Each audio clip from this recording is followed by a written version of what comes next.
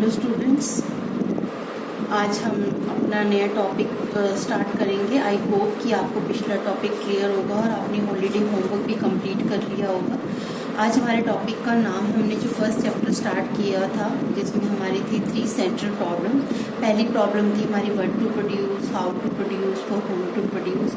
आज एक नए टॉपिक की तरफ हम बढ़ते हैं, that is the production possibility curve. In short we can say it is a PPC, production possibility curve. What do you mean by production? किसी भी चीज़ को प्रोड्यूस करना। पॉसिबिलिटी होती है कि इसकी चांसेस कितने हैं, क्योंकि आपको ये ध्यान रखना पड़ेगा कर्व। जब भी इकोनॉमिक्स में कर्व की बात करते हैं तो हमारा मतलब अब आ गया डायग्राम से, यानी ग्राफिकल प्रेजेंटेशन से। तो PPC की आप डिफाइन देखिए, it is the graphical presentation.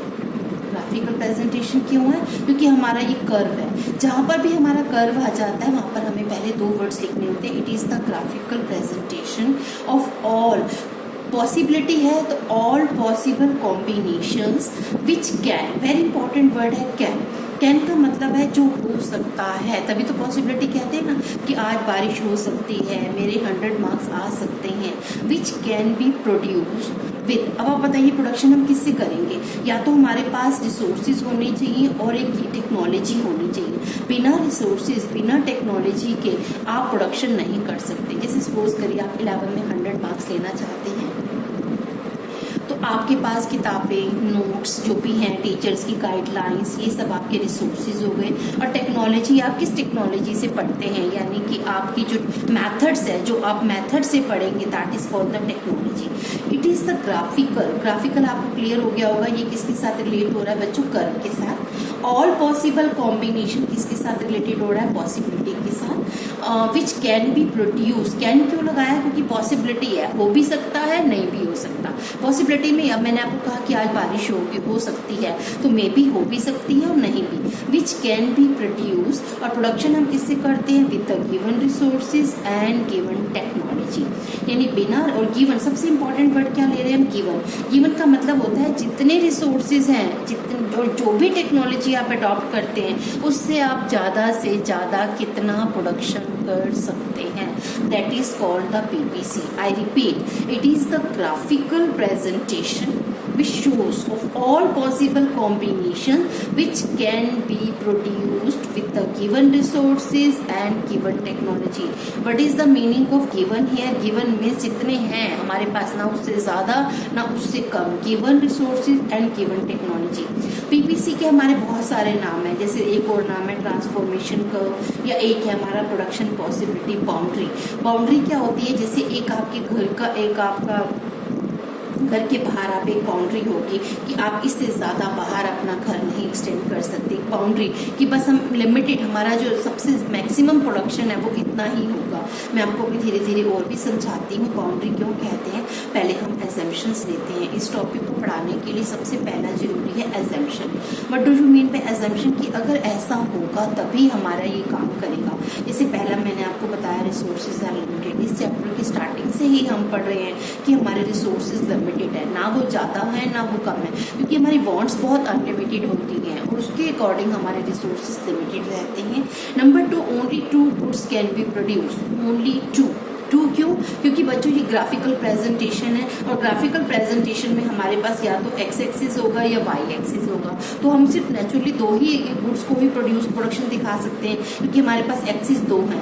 And resources are fully and equally या एफिशिएंटली यूटिलाइज। यानी कि जितने भी हमारे रिसोर्स हैं हम उसको प्रॉपर यूज़ कर रहे हैं, हम उसकी बिल्कुल भी वेस्टेज नहीं होने दे रहे, और जितना हम उसका मैक्सिमम अच्छे से अच्छे यूज़ कर सकते हैं। And the last but not the least, resources are not equally efficient. यानी जो हम 2 गुड्स का प्रोडक्शन कर रहे हैं, रिसोर्सेज दोनों उसमें इक्वली, जैसे मान लीजिए अगर हम X, हो सकता है रिसोर्सेज X के प्रोडक्शन में बहुत अच्छा काम कर रहे हो, और अगर हम उसको Y के प्रोडक्शन में काम करेंगे तो कहीं ना कहीं उनकी एफिशिएंसी कम होगी। जैसे हो सकता है आप अकाउंट्स हो इको में भी, आपको अकाउंट्स बहुत अच्छा लगता है, और लेकिन जब आप अपने रिसोर्सेज थोड़े से इको में शिफ्ट करते हैं तो हो सकता है आपकी इकोनॉमिक्स इतनी एफिशिएंटली ना हो, या हो सकता है आपकी इको बहुत अच्छी हो जाती है और अकाउंट यानी जब हम रिसोर्सेज कहीं ना कहीं शिफ्ट करते हैं तो हमारी एफिशिएंसी डाउन हो जाती है। मान लीजिए एक फर्म है, अगर वो शर्ट का प्रोडक्शन कर रही है, लेकिन अगर वो साथ साथ जीन्स का प्रोडक्शन करना चाहती है और वो अपनी लेबर को कहती है कि आप शर्ट से जीन्स में जाइए, तो हो सकता है उनकी लेबर इतनी जितनी वो शर्ट की प्रोडक्शन में इक्वली एफिशिएंट थी इतनी उसमें ना हो।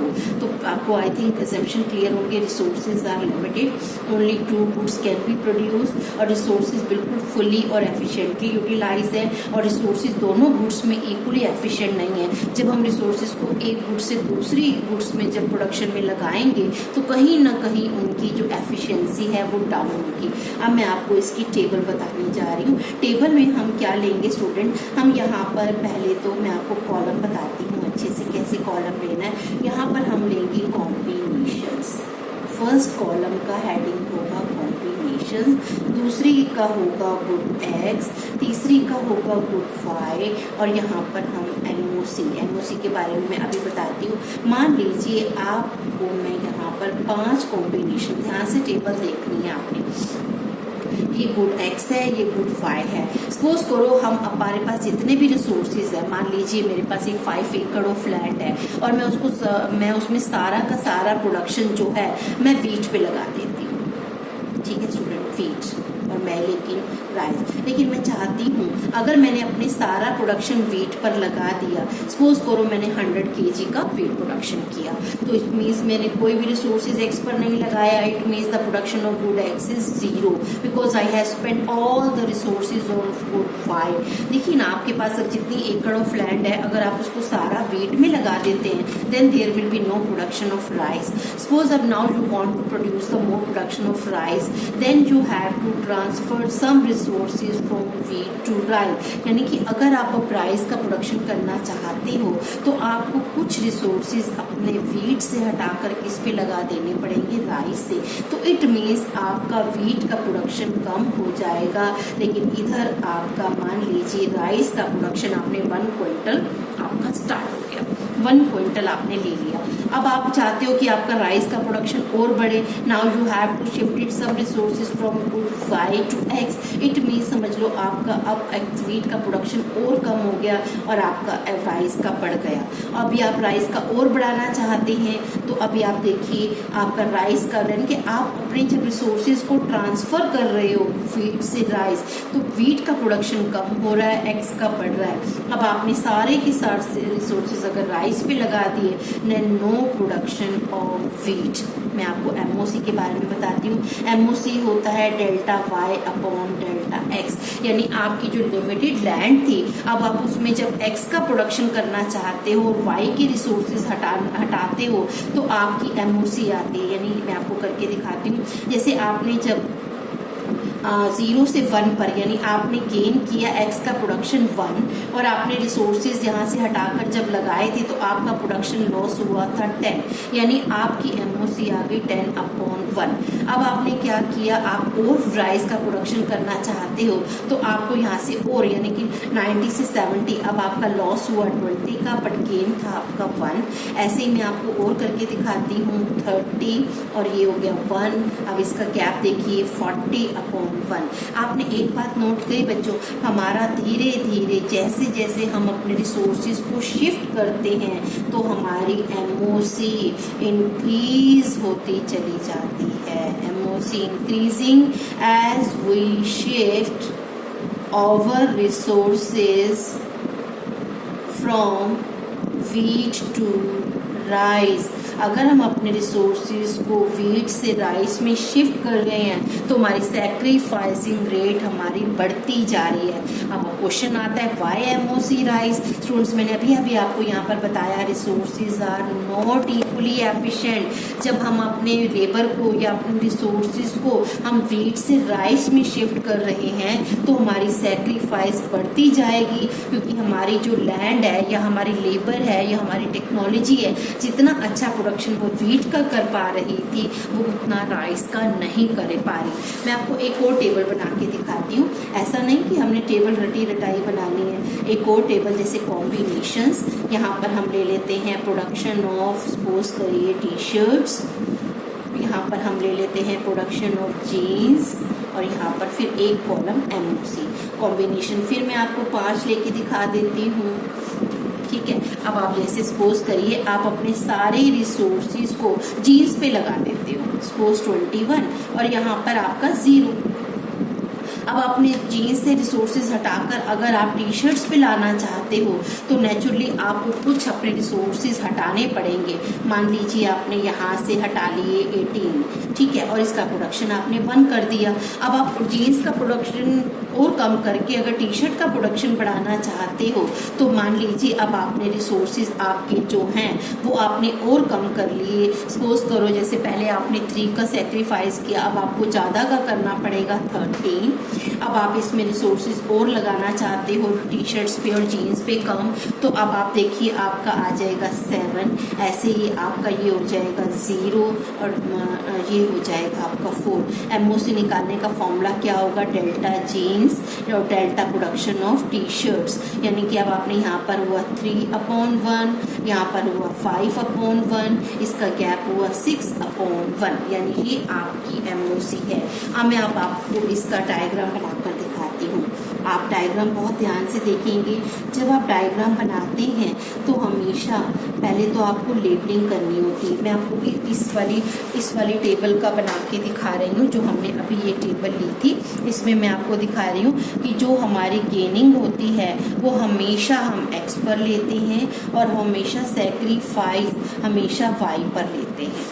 हमारी गेनिंग कहाँ पर चलेगी, X पे, और आप इसको स्केल पेंसिल से अच्छे से 1 2 3 4 और यहाँ पर हम लेंगे, मान लीजिए हमारी 21 18 17 0 है, तो आप इसमें इक्वल गैप ले सकते हैं। जैसे अब आपने यहाँ ले लिया 5 10 15 20 25। अब आपको ध्यान से देखिए 21, यहाँ पर आपका जो जीन्स है, जीन्स का प्रोडक्शन जो है Y पर है और टी शर्ट्स का प्रोडक्शन आपका X पर है।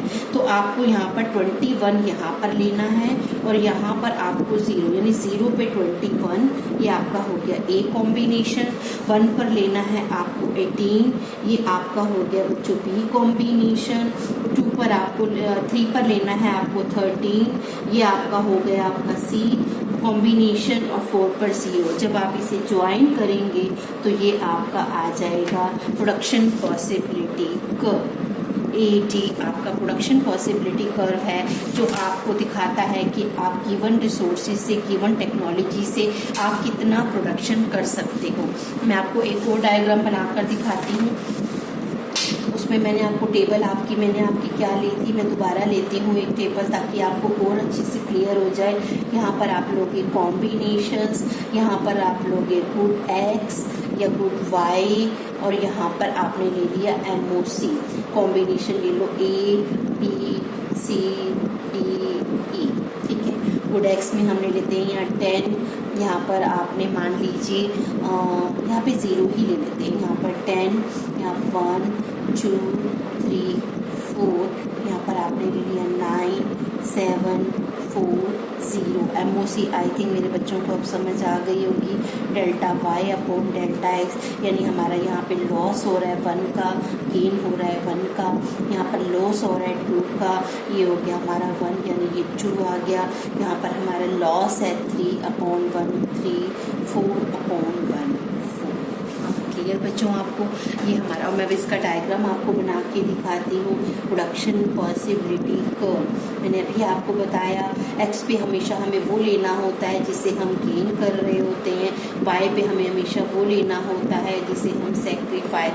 अब आपको यहाँ 10 से 0 पे जाना है तो 2 2 का गैप बहुत अच्छा रहेगा, और यहाँ पर 1 1 का गैप 1 2 3 4। अब आपको पहले लेना है X पे 0 Y पे 10, X पे 0 Y पे 10, इसका नाम दे दिया A। 1 पे लेना है हमें 9, मेरा, अब हमने इसको नाम दे दिया B। फिर हमें 2 पर लेना है 7, हमने इसका नाम दे दिया C। 3 पर लेना है हमने 4, और 4 पर लेना है हमने 0। जब आप इसे ज्वाइन करेंगे कितना सुंदर, देखिए हमारा ये आ जाएगा प्रोडक्शन पॉसिबिलिटी कर्व AE। अब हम इसको एक्सप्लेन करेंगे कि AE is the production possibility curve. ठीक है। हमारा ए कॉम्बिनेशन इसमें क्या शो कर रहा है बच्चों, ए कॉम्बिनेशन वो शो कर रहा है 0 10, यानी कि हमने गुड वाई का प्रोडक्शन हमने सारा रिसोर्सेज हमने किस पे लगाए थे, वाई पे, सारे रिसोर्सेज हमने गुड वाई पे लगाए, तो हम कितने 10 यूनिट्स का प्रोडक्शन कर रहे हैं, तो इसलिए हमारी गुड एक्स का प्रोडक्शन हुआ 0 यूनिट्स। ठीक है। अब हमारा बी कॉम्बिनेशन क्या शो कर रहा है बच्चों, बी कॉम्बिनेशंस ये शो कर रहा है 1 9, यानी हमारी गुड वाई का प्रोडक्शन हो रहा है 9 यूनिट्स और गुड एक्स का हो रहा है 1 यूनिट्स। आपने नोट किया, MOC हमारी होती है delta Y upon delta X, यानी 1/1। सी कॉम्बिनेशन हमारा क्या शो कर रहा है बच्चों, कॉम्बिनेशन सी, ये आपको एक्सप्लेन करना होगा, ये शो कर रहा है 2 7, यानी गुड वाई का प्रोडक्शन हुआ हमारा 7, क्योंकि हम उसमें वाई के रिसोर्सेज हटा रहे हैं और किस पे लगा रहे हैं, एक्स पे, ये हो गया हमारा 2 यूनिट्स। ऐसे ही हमारा डी कॉम्बिनेशंस क्या शो कर रहा है, डी कॉम्बिनेशंस वो आप देख सकते हैं 3 4, आप बताएंगे, यानी गुड वाई का प्रोडक्शन अब हो चुका है 4 और गुड एक्स का हो चुका है 3। एंड द लास्ट कॉम्बिनेशन है हमारा ई, वो हमारा क्या शो करता है, ई कॉम्बिनेशंस, यानी 4 0, यानी अब हमारा गुड वाई का प्रोडक्शन हो गया 0 और गुड एक्स का हो गया 4। मैं आपको MOC के बारे में बता रही थी, MOC की फुल फॉर्म है मार्जिनल अपॉर्चुनिटी कॉस्ट। मैंने आपको अपॉर्चुनिटी कॉस्ट के बारे में पहले भी बताया था कि for gaining something we have to sacrifice something, कुछ पाना है तो खोना पड़ेगा, बट कितना, how much we have to sacrifice, how much we have to sacrifice for gaining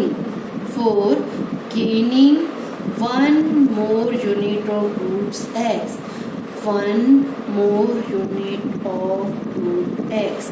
तो MOC का फॉर्मूला हो गया delta Y upon delta X, यानी Y को हम सेक्रीफाइस कर रहे हैं और X को हम गेन कर रहे हैं। तो ये मैंने आपको 2 टेबल में MOC निकालना सिखाया है बच्चों, आई थिंक अब आपको क्लियर है। अगर आपको इसमें कोई डाउट हो तो you can ask from me personal. अब हम बात करते हैं फीचर्स कि फीचर्स क्या होती हैं। PPC मैंने आपको बताया ये एक प्रोडक्शन बाउंड्री है जो हम अपनी रिसोर्सेज से, मैं आपको 11th का एग्जांपल देती हूँ। आप 2 घंटे इकोनॉमिक्स में पढ़ते हैं, अच्छी बुक से पढ़ रहे हैं, मान लीजिए TR जैन, संदीप कर मैम के नोट्स, उसके इतना सब लगाने के बाद आप कितने मैक्सिमम मार्क्स ले पाएंगे। उस मैक्सिमम मार्क्स को आपकी पॉसिबिलिटी है कि मैं इतने घंटे पढ़ूंगा, इस टेक्नोलॉजी से पढ़ूंगा तो मेरे ज़्यादा से ज़्यादा इतने मार्क्स आएंगे उसे। इसका मतलब हमारी PPC की पहली फीचर्स है कि इट स्लोप्स डाउनवर्ड। नंबर 1 बच्चों इसकी स्लोप क्या है, इट स्लोप डाउनवर्ड मैंने अभी आपको PPC अभी बनाकर दिखाया था।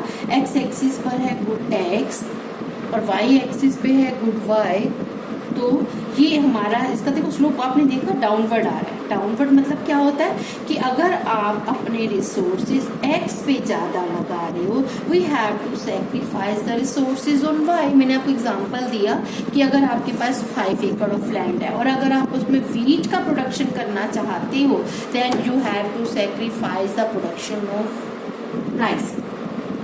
अगर आप क्योंकि आपके पास रिसोर्सेज लिमिटेड है, अगर आप एक जगह से अपने रिसोर्सेज को शिफ्ट करके वाई पर लगा रहे हो, इट मीन्स आपको कम करना ही। और डाउनवर्ड का मतलब होता है नेगेटिव रिलेशन।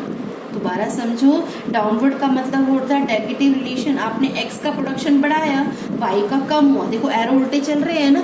एक्स का प्रोडक्शन बढ़ाने के लिए जब वाई का कम किया, इसका मतलब दोनों में नेगेटिव रिलेशन है। नेगेटिव समझते हो ना, एक बढ़ा दूसरा कम हो गया, दूसरा कम हुआ पहला कम हुआ दूसरा बढ़ गया, इसलिए नेगेटिव रिलेशन है। इसलिए हमारा ये स्लोप्स क्या है, डाउनवर्ड है। और सेकेंड हमारा बहुत इंपॉर्टेंट क्या चलेगा, PPC is concave to the origin. आपके लिए नया वर्ड होगा। कनकेव का मतलब मैंने अभी आपको बताया ना, जब एमओसी इंक्रीज होती है, एमओसी इंक्रीज होने से जब आप इसको अपने आप पेंसिल स्केल से बनाओगे ना, तो इसकी शेप देखो उल्टा सी बनेगी, यानी कि कनकेव बनेगी। इट मीन्स कि जैसे जैसे आप रिसोर्सेज एक्स से हटाकर वाई पर लगा रहे हो, तो मैंने अभी आपको बताया ना, रिसोर्सेज उतनी एफिशिएंटली काम नहीं कर रहे। अचानक से आपने अपनी फैक्ट्री में आप उसका टी शर्ट का प्रोडक्शन कर रहे थे और आपने बोला, लेबर को बोला कल से हम जीन्स का प्रोडक्शन करेंगे। आपकी लेबर भी परेशान होगी, वो प्रोडक्शन के लिए मना तो नहीं करेगी, बट आप नोट करो जितना वो फ्रिक्वेंटली टी शर्ट बना सकती थी, वो उतनी फ्रिक्वेंटली जीन्स नहीं बना पाएगी। यानी जब हम रिसोर्सेज को एक जगह से दूसरी जगह शिफ्ट करते हैं तो हमारी कहीं ना कहीं सैक्रिफाइसिंग बढ़ जाएगी, हमें पहले से ज़्यादा स्पेंड करना पड़ेगा। और एमओसी इंक्रीज का मतलब PPC concave to the origin. I hope आपको इतना समझ आ गया होगा।